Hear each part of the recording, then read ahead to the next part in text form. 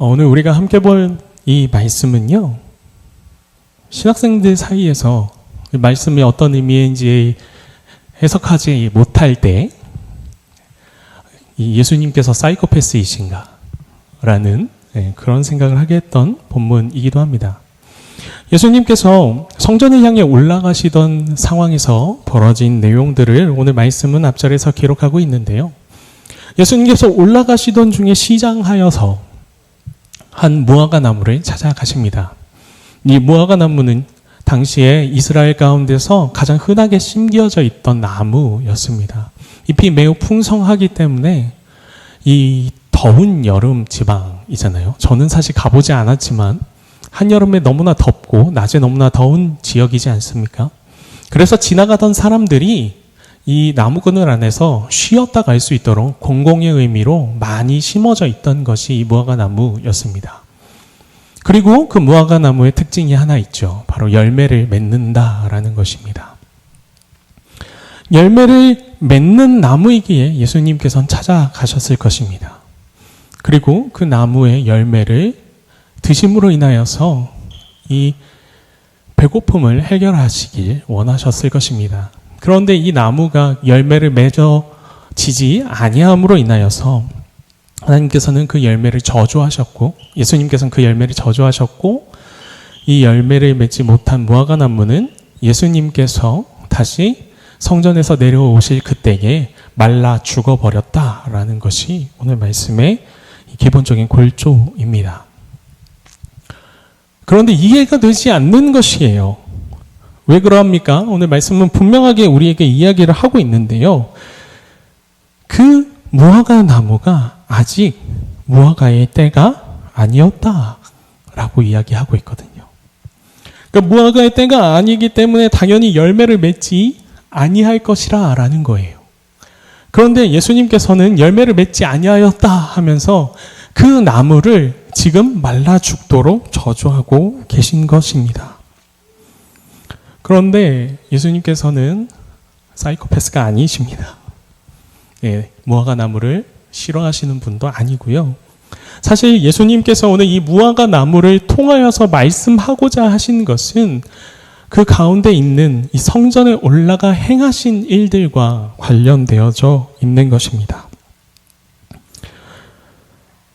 성전을 올라가신 예수님께서는 이 성전을 청결하게 만드시는 일을 하셨습니다.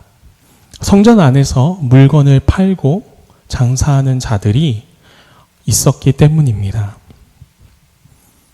우리는 당연히 성전에서 왜 물건을 사고 파느냐라고 이야기할 수 있습니다. 그러나 사실 이 성전에서 그리고 예루살렘 가운데서 물건을 사고 파는 것은 사실은 허락되어졌던 일이었습니다. 원래는 하나님께 제물을 드리러 나오기 위하여서 자기의 집에서 가장 귀한 것들을 가지고 이 예루살렘까지 와야 했던 것이죠. 그런데 아무리 정결한 짐승으로 그것을 선택한다고 할지라도 예루살렘까지 오는 길이 요즘처럼 뭐 이렇게 고속도로가 깔려있지 않지 않습니까? 자동차로 오는 것도 아니고요. 중간에 흠이 나게 되면 이것을 다시 돌아가서 새로운 것을 가지고 와야 하는 거예요. 이것이 너무나 어렵고 불편함을 넘어서 사실 인간에게는 불완전한 영역이라는 것이죠. 그렇기 때문에 율법적으로 사람들이 하나님께 기도하며 결정한 것이 무엇이냐면 자기의 동네에서 가장 정한 것을 팔아 그것으로 값을 만들고 그 값을 가지고 와서 예루살렘에서 그것을 다시 사는 것이었습니다. 그런데 여러분, 돈의 순환이 벌어지는 이 상황들 속에서 사실은 하나님의 말씀을 그 누구보다 앞에서 제대로 전하고 제대로 섬겨야 했던 이 제사장 무리들이, 그리고 당시 이 종교 지도자들 무리들이 이것을 가지고 이권을 다툼을 벌이기 시작했다라는 것이죠. 처음에는 예루살렘 성문 밖에 있는 것은, 성문 밖에서 파는 물건에 대하여서는 우리가 받지 않겠다 하다가 그것이 점점 위로 올라오게 되는 것이에요. 그래서 어디까지 가는 것입니까? 성전 안에서 파는 물건이 아니고서는 우리가 온전한 제물로 받지 않겠다라고 자기들끼리 선포해 버린 것이죠. 그러니까 이 성전 청결은 단순히 성전에서 물건을 파는 것이 잘못됐다라는 것을 이야기하는 것이 아니고요. 당시 하나님의 말씀을 섬기며 드러내며 보여주어야 했던 이 이스라엘 종교 지도자들이 그 누구보다 부패에 있었던 현실을 보여주고 있는 것입니다. 그래서 예수님은 그것에 대해서 꼬집고 계신 것이에요. 하나님의 전이 강도의 소굴이 된 것이 단순히 물건을 팔았기 때문이라는 것이 아니에요. 물건을 팔고 사는 그 사람들의 마음 가운데 하나님을 섬기기 위한 아름다운 마음이 아니라 자신의 인생을 더 귀히 여기며 자신의 영향력을 더 드러내기 위하여 이 일들을 조종하는 그들의 마음을 오늘 예수님은 강도라 이야기하고 계신 것입니다. 그리고 그 강도의 마음을 가진 자들이여 이 성전에서 떠나라 라고 말씀하고 계신 것입니다. 그런데 이것이 앞서 이야기하였던 이 무화과 나무와 과연 무엇이 연결되어지는가? 여러분, 보통 포도나무와 무화과 나무는 이스라엘을 상징합니다. 그래서 이 포도나무와 무화과 나무 아래에서 평안을 누렸다라는 것이 이 솔로몬 때 그리고 그 이후에서 평안을 누렸을 때 자주 표현되는 말씀이기도 합니다. 그렇기 때문에 무화과 나무는 이스라엘 자체를 이야기하고 있는 것이지요. 그런데 예수님께서는 오늘 그 이스라엘을 상징하는 나무에게 말씀하고 계신 것이에요. 너희들의 때가 다 되었다라고 말입니다. 단순히 예수님께서 오셨기 때문에 이 모든 것들이 다 되었다, 더 이상 너희에게 기회가 없다라고 이야기하시는 것이 아님을 또한 우리는 알아야 합니다. 사실 하나님 때부터 이 무화과 나무가 가지는 상징성은 계속해서 이어져 내려오고 있고요. 하나님으로부터 이미 이스라엘은 수많은 기회들을 받았습니다.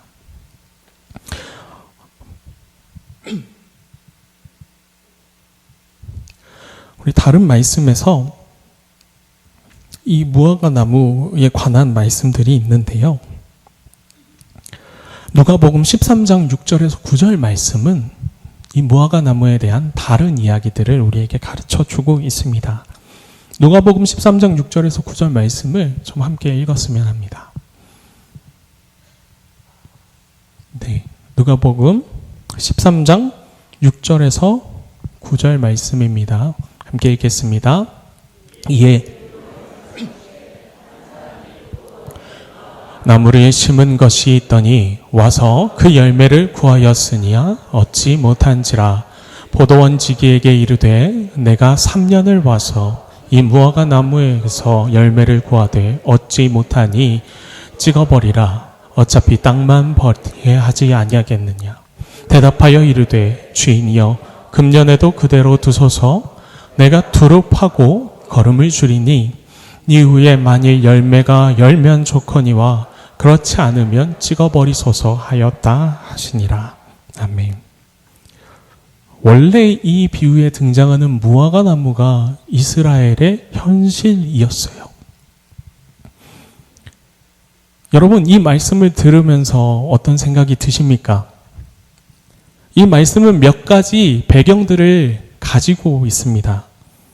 한 가지 배경은 무엇이냐면 본래 무화과 나무는 포도원에 심기지 못한다라는 것입니다. 왜 그러하냐면 무화과 나무 자체가 굉장히 힘이 좋고요. 나무가 이파리가 너무 무성하기 때문에 포도원 가운데 무화과 나무가 심기우게 되면 주변의 포도 열매들을 맺지 못하게 해요. 그렇기 때문에 이것은 굉장히 비상식적인 일이었습니다. 도대체 포도원 한가운데 왜 무화과 나무를 심느냐라고 사람들이 이야기해야 한다라는 것이죠. 그런데 이 무화과 나무가 바로 우리들이라라는 것입니다. 하나님의 입장에서 볼 때에 그 어떤 영양분도 없는 행위를 오늘 이 말씀은 행했다라고 이야기하고 있는 것입니다.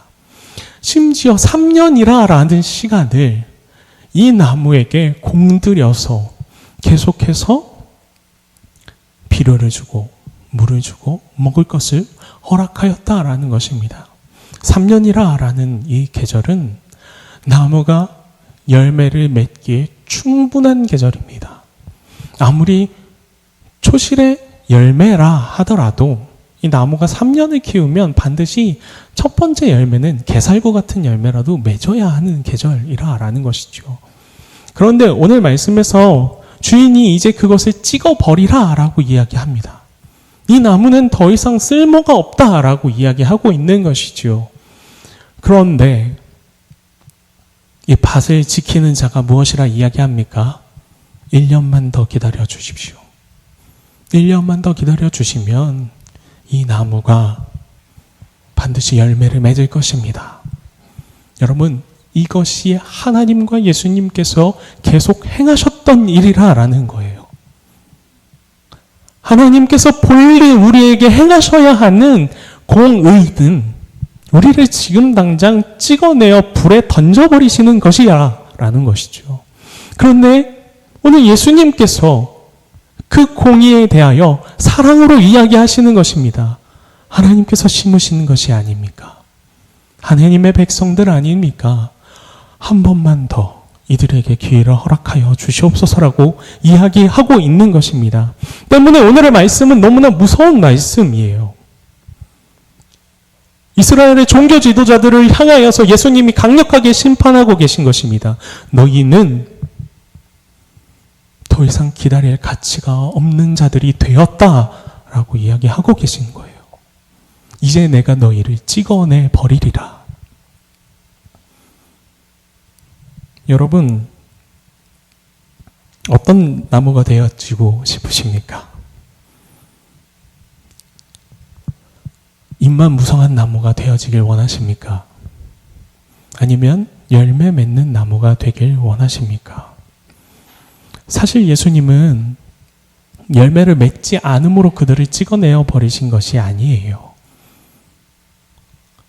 비록 열매를 맺지 못할지라도 예수님께서 말씀하시는 이 계절의 절기상, 유월절을 보내기 위하여 올라가셨던 그 계절의 절기상으로 따져봤을 때 무화과 나무는 비록 열매를 맺을 계절은 아니었으나 열매를 맺기 위하여 몽우리가 져야 하는 계절이었다고요.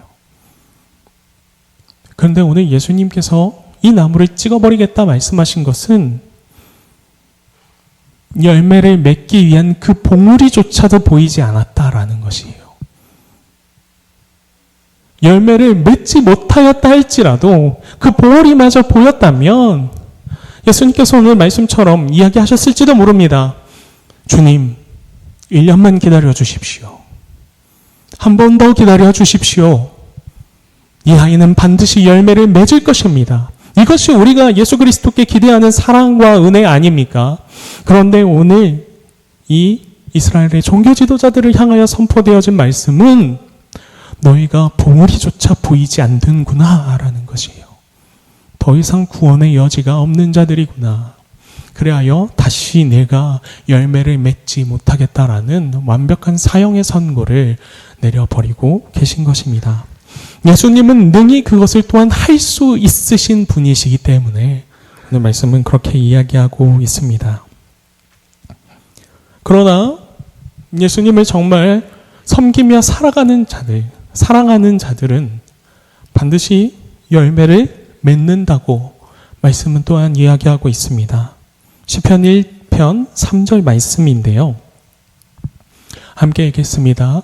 시편 1편 3절 말씀입니다. 함께 읽겠습니다.